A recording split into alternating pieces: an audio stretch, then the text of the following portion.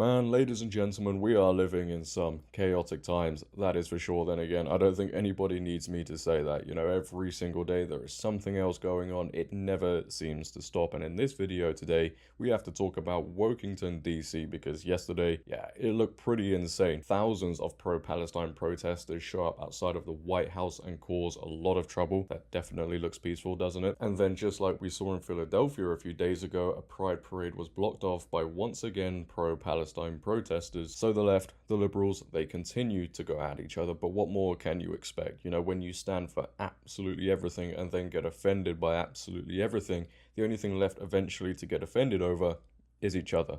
And that's what we're seeing here. Now, before I get into it and discuss it any further for you guys, if you could, make sure to leave a like rating. If you're new, hit that subscribe button, turn on bell notifications so you never miss a video, comment on this video, share this video, follow my socials down below in the description, and let's start off with the protest that took place outside of the White House. Massive pro-Palestine protest at White House descends into chaos as smoke bombs go off and attendees claim they've been maced. Thousands of demonstrators gathered in Washington on Saturday calling for a ceasefire on Gaza. Video shows smoke billowing in front of the White House as a speaker delivers a speech to a crowd calling Israel a butcher of Gaza. Independent journalist Ford Fisher shared a photo of his bloodshot face claiming that mace had been deployed on the crowds during an attempted arrest. In another clip, cops can be seen making their way through the throngs to shouts of "Free Palestine" and "F the police." It's interesting already, isn't it? Because when we take a look at these protests, and it doesn't matter if they're peaceful or not, they all get labeled the same. Peaceful protests. You know, and it was the same with BLM. You know, it doesn't matter what happens. Oh, it was peaceful. The MSM never call it out for what it is. You don't see MSNBC, CNN, even the BBC, whoever, using words like, I don't know, far leftist. They don't use words that could offend people. Oh no, that's not what.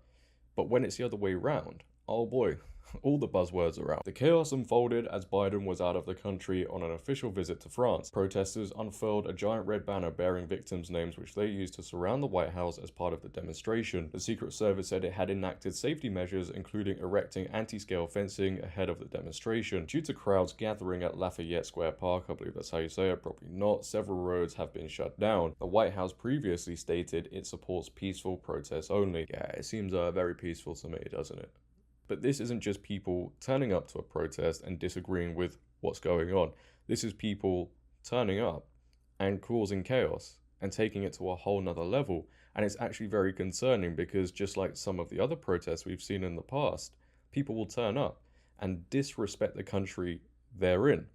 You have people, firstly, letting off smoke bombs, causing disruption, but then you also have people turning up and trying to burn the American flag. Faces covered. You have people wearing Hamas headbands and having a fake face of Joe Biden covered in blood. Now, apparently, according to the left, the liberals, and a lot of people out there, you can't criticize that. You can't say, wait, hold on, this is actually not good whatsoever, or you're some buzzword just like everything else. Take a look at the video footage for yourself.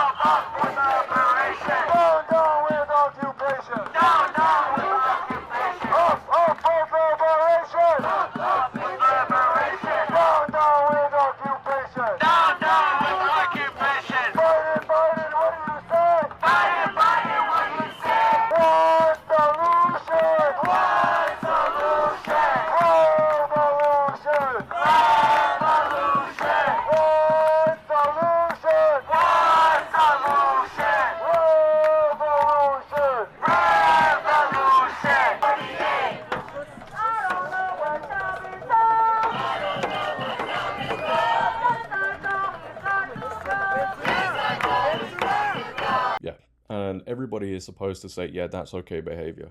That is normal. It's now normal, apparently, to try and burn the American flag, or you're some sort of buzzword.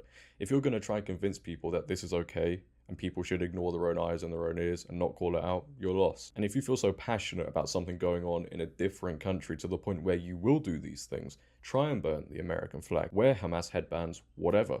Why not just leave? Plain and simple. But nobody ever does. Very interesting, isn't it? And you know what? I actually made the mistake at the beginning of the video by calling it Wokington, DC. After those scenes, it kind of looked like, I don't know, Washington, DC or something like that. I'd like to know who funded this one, because with a lot of these, people outside of it are funding it. And again, you know, if this was people on the right, it would be condemned until Christmas. The hypocrisy of this world. But moving on to the next part, we ended up getting a woke-off in Washington, D.C. Libs of TikTok goes on to post, pro-Palestine protesters and LGBTQ pride event attendees clash at the Washington, D.C. Pride Parade after the pro-Palestine activists blocked the parade route. Yet again, I'm sure Queers for Palestine were in attendance, which doesn't make any sense whatsoever. Take a watch. Don't cry in genocide! Don't cry in genocide! Don't cry in genocide!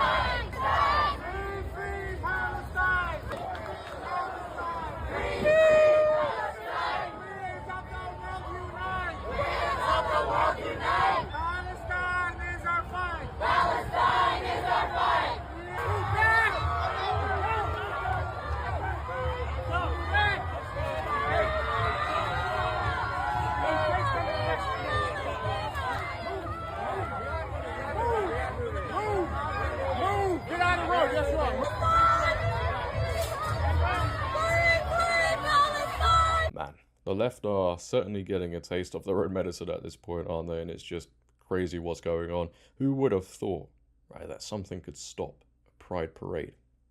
I mean, we saw it in Philadelphia, and now they tried to stop it in Washington. And when the left for so long have told everybody, you know, you must agree with everything we say, or the woke mob will come after you. You know, as I mentioned earlier, eventually you'll start clashing with each other because people will end up disagreeing with each other on certain things, or they don't want something to go on. And when you have adopted the behavior of cancel everybody unless they agree with us, this is, you know, going to be a common thing now. As I said last time, the whole term, the name Queers for Palestine, it just doesn't make any sense because their lifestyle is anything but accepted in these countries. You won't be clapped and cheered for coming out or being trans or whatever in these countries like you are here.